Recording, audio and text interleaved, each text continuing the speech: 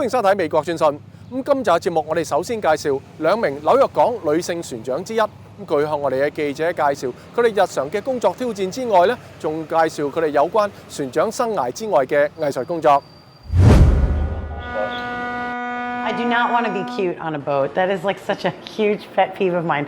I'm out there to do my job, and it shouldn't matter what I look like. I'm not trying to be out there to physically impress anybody. I'm trying to impress people with my boat handling.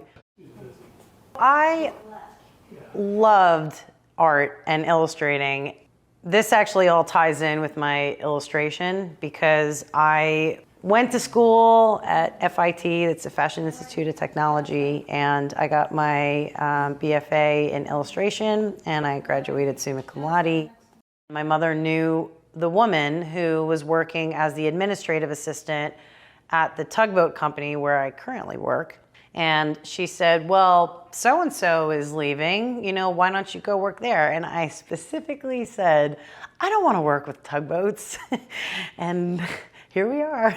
So I was working as the administrative assistant there while also still doing freelance illustration. I basically just jumped on one day and I was like, I want to be on here. I want to work on the water too. I don't want to be stuck in this office. Sometimes after work, I'd go down to the tugs and it started to become very alluring to me. And the captain on there had basically said, I think you have a knack for this. I think maybe you should go for your captain's license. I'm one of maybe 2 female tugboat operators in New York Harbor. Huge aspect about working on the tugs for me is the life that it has given me. I have essentially 2 weeks off every month.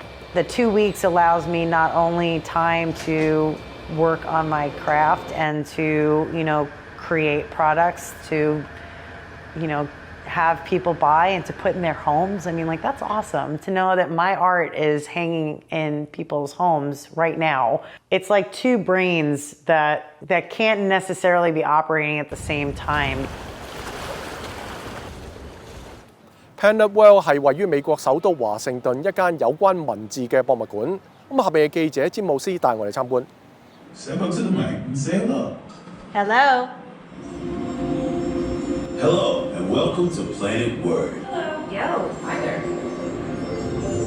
You're standing in front of about 1,000 words. I'm Ann Friedman. I'm the founder and CEO of Planet Word, a new museum of words and language in Washington, D.C. From an early age, grew up loving to read, grew up being really interested in words and foreign languages, and that's why I started investigating the idea of creating a museum of words and language.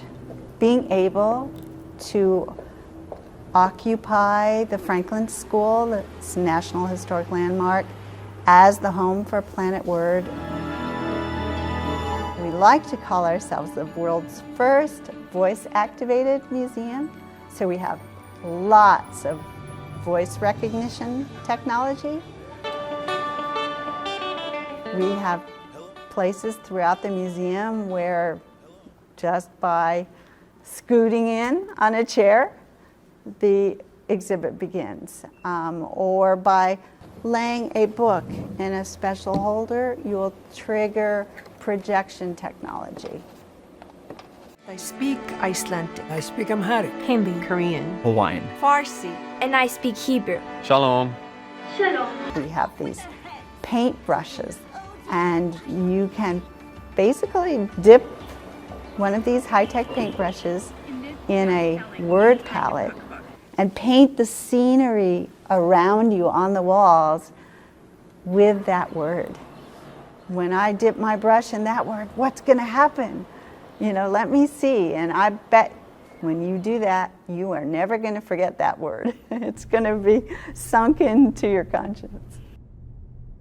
I was a reading and writing teacher, and I think I was pretty successful at that. But like I said, test scores in language arts have been stagnating for years.